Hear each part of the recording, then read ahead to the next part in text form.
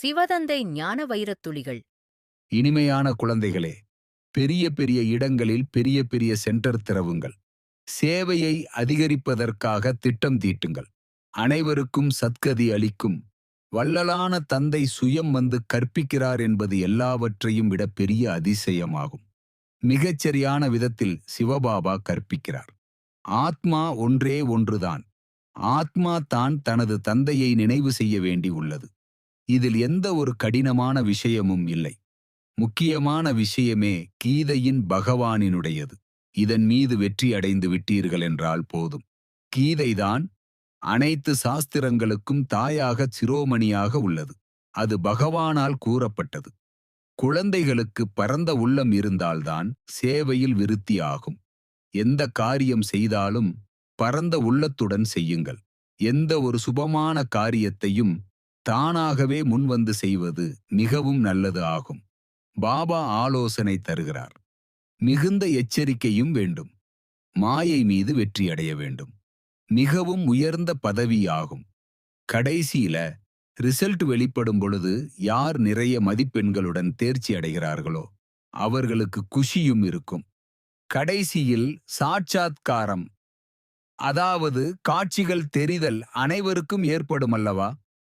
இப்பொழுது நீங்கள் தர்ம ஆத்மாக்களாக ஆகிறீர்கள்.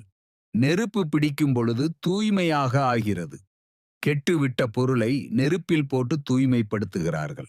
இதில் அனைத்து தூய்மையில்லாத பொருட்களும் போடப்பட்டு பிறகு நல்லதாக ஆகி வெளிப்படும். ஞானக்கடலான தந்தைதான் வந்து யஜ்ஞத்தை உண்டாக்குகிறார். இது பெரிய உயர்ந்த யஜ்ஞமாகும். இதில் முழு பழைய உலகமே ஸ்வாகா ஆக வேண்டி உள்ளது. நாம் உலகத்தின் மீது வெற்றியடைகிறோம். காலன் மீது கூட நாம் வெற்றியடைந்து அமரராக ஆகிவிடுகிறோம்.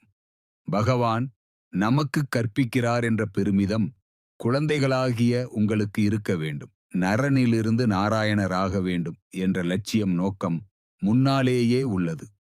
முதலில் யாரெல்லாம் அவ்யபிசாரி பக்தி ஆரம்பித்திருந்தார்களோ அவர்களே வந்து உயர்ந்த பதவியை அடைவதற்கான புருஷார்த்தம் செய்வார்கள். பாபா கூறுகிறார், சார்ட் வையுங்கள் மற்றும் சேவையின் சிந்தனை செய்யுங்கள். அப்பொழுது மிகுந்த குஷி இருக்கும். நல்லது. சிவதந்தை தந்த வரதான நினைவின் பிராப்தி. Manifestation of this day. ஓம் சாந்தி. சங்கம யுகத்தில் பிறந்துள்ள பாக்கியசாலியான ஆத்மானா ஜோதி புள்ளி பிரகாசமாக ஜொலிக்கிறேன். சிவபாபாவின் அன்பிலும் ஆசி வழித்துணையிலும் வளர்கிறேன். பரமபிதா பரமாத்மா எனக்கு ஆத்மீக ஞானத்தை வழங்கி தூய ஆன்மாவாக மாற்றி உத்தரவு அளிக்கிறாங்க. மனம் புத்தியுடன் பாபாவுடன் நிரந்தர இணைப்பில் இருக்கிறேன். ஸ்ரீமத் அனுசாரம் நடந்துதான் என் ஆத்மாவின் பயணம் பூர்த்தியாகிறது என்பதை உணர்கிறேன்.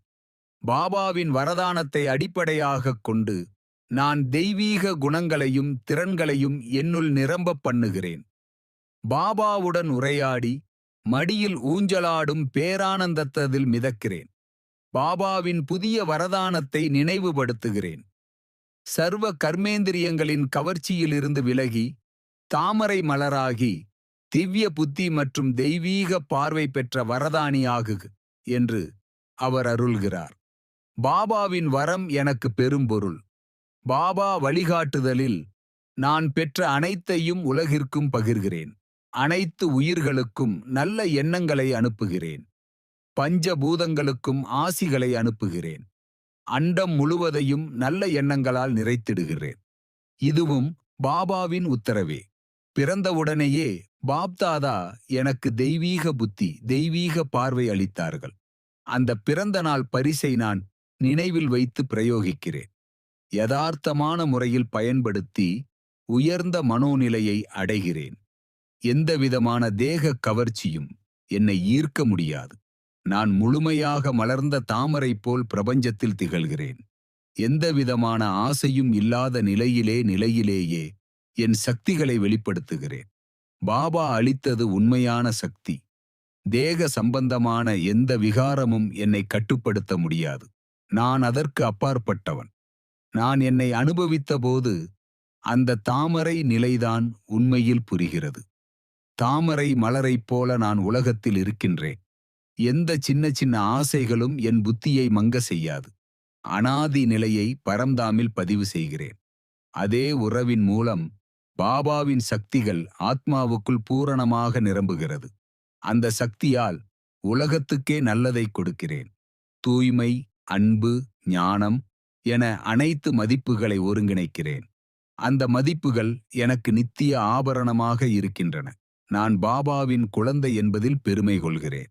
அந்த பெருமையோடு நான் உலகில் தேவதையாக பாபா அளித்த வரதானத்தின் நிறைவேற்றத்தை முழுமையாக அனுபவித்து படைப்புகள் ஒவ்வொன்றுடனும் பகிர்ந்து வாழ்கிறேன். நல்லது.